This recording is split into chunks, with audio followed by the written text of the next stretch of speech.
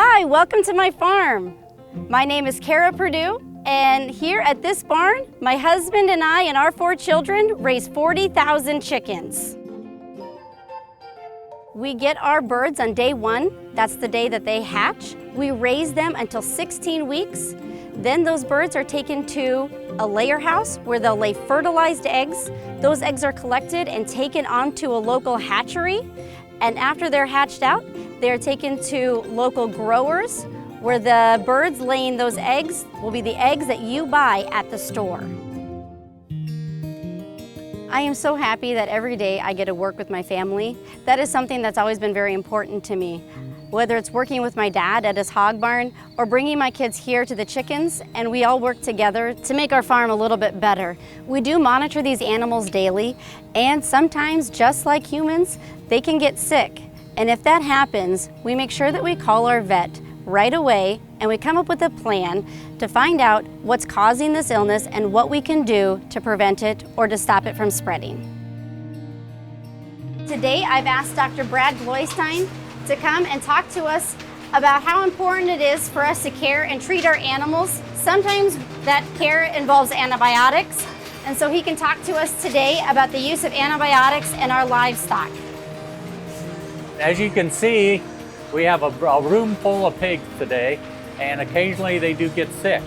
Karah will treat individually some pigs, but occasionally we will have to do more, and that involves using various forms of antibiotics like water medications or feed medications. Every antibiotic has a withdrawal period, and by keeping good records, we are able to make sure that these pigs are not entering the food chain before that time. And then we'll just kind of keep in contact. We keep in contact right away when the pigs come onto the farm, all the way until they leave.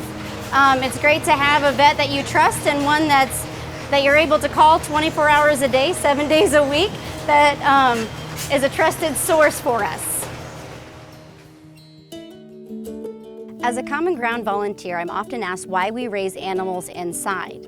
And really, it's a great place to live if you're an animal. You're protected from the environment. You're protected from any predators. Right now, it's a little windy and they don't feel anything inside that barn. We have a controlled environment where the temperature remains consistent every day at all hours of the day.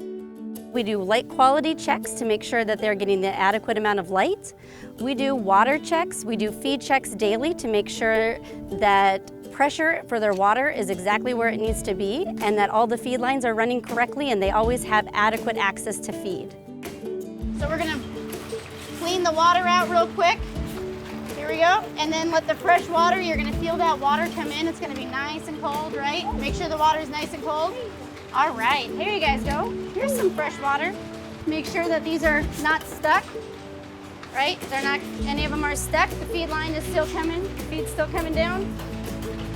All right. I love that we can pass on some family values and that we can teach our kids compassion for caring for animals. We teach them that this is a job that you have to do every day, 24 hours a day, 7 days a week. Animals always need your care, whether they're in a barn or in your home. Thank you for coming and visiting our hog barn and our chicken barn.